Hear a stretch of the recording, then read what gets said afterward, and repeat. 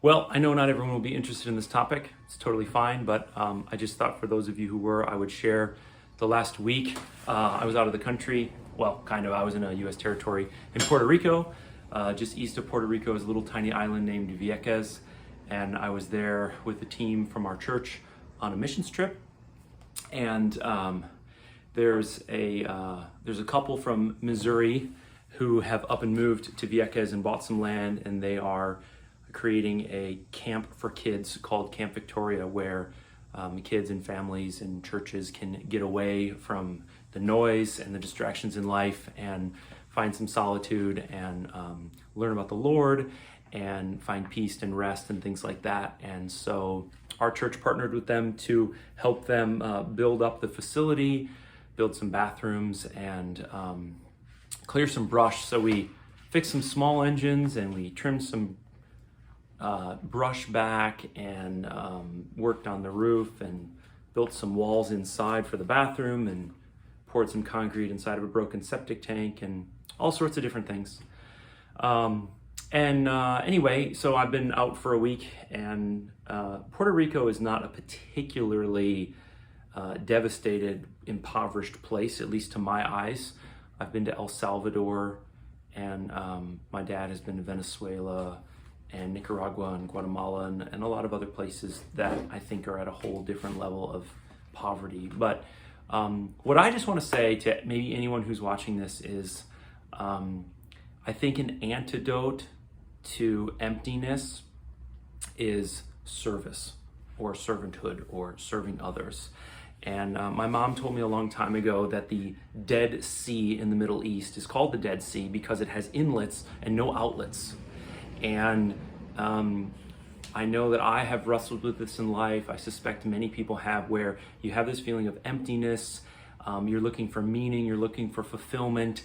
And so in some ways, because your life feels empty, you feel like you need to fill it up. Maybe with relationships, maybe with stuff, maybe with experiences. And that sort of makes sense at an equational level. If you're empty, you need to be filled up. But I think for reasons I won't try and explain, the inverse is true, is that when you're feeling empty, the antidote is to empty yourself even more. And that doesn't necessarily make any sense, logically speaking, but like the Dead Sea, without an outlet in your life into other people's lives where you're giving of your time or money or effort or strength sacrificially, you become stagnant. And a healthy body of water has current flow, right? It has flow, and that flow is refreshing as it comes in, and it gives life as it goes out. And so I just want to encourage anyone who's listening to this, that if you're feeling empty and if you're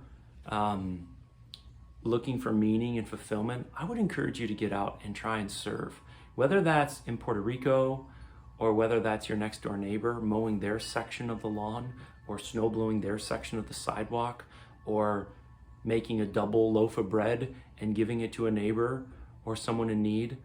I would just encourage you to start that, even at a small scale, and look for opportunities to give, look for opportunities to serve, and see if that doesn't begin to chip away at this feeling of emptiness and a lack of fulfillment.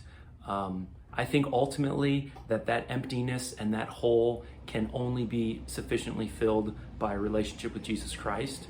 But even when you have that, we can still fall into patterns of selfishness and self-preservation.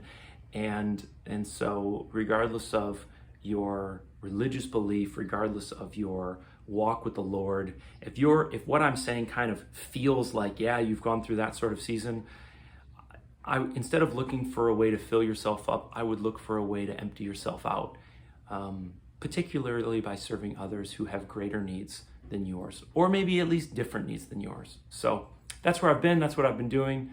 It was wonderful, exhausting, hot, humid, lots of bugs. But I came back feeling like I had been emptied of myself, and I emptied what I had for others who were in greater need than I am. And so I hope that's helpful to someone this morning. Take care.